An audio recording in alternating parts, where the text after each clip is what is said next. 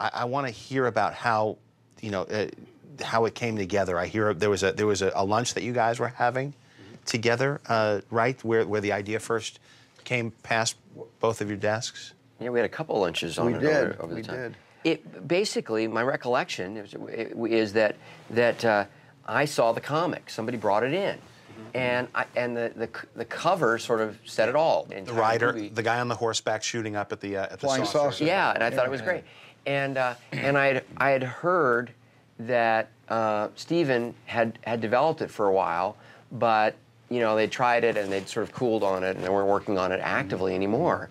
And I had a point, and then I got one of the scripts and looked at it, and I had a point of view about sort of how you could recalibrate the tone of it and the balance, and we got together and had a talk about it, and you know, and you decided that DreamWorks should go ahead and yeah, because I had given up on the project until Ron sort of rekindled the idea. He brought a whole bunch of new elements that we had not considered the first time we developed a screenplay. And what was the big shift? You said tonally.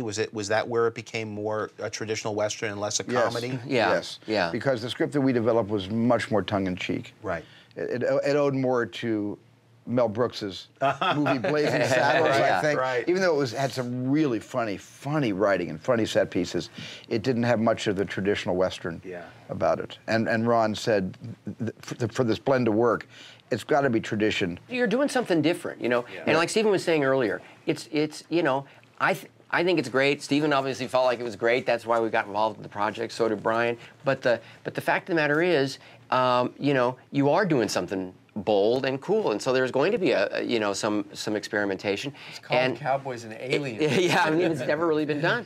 And like Steven was saying, you know, you're always out on a limb when you take a chance like that. But I've always felt, and I took inspiration from you and from George, especially early on when I got to the point where I realized I was going to get to make more than one movie. I was going to get to have a career.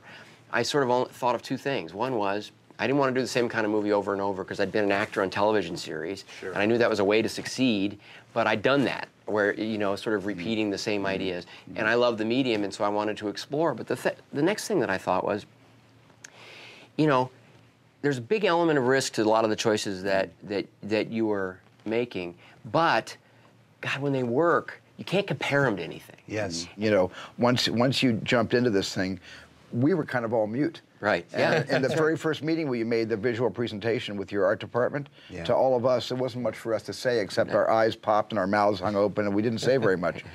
The only thing that I turned to Ron and said, Ron said to me, we said, why didn't we direct this? But we're really happy that you did.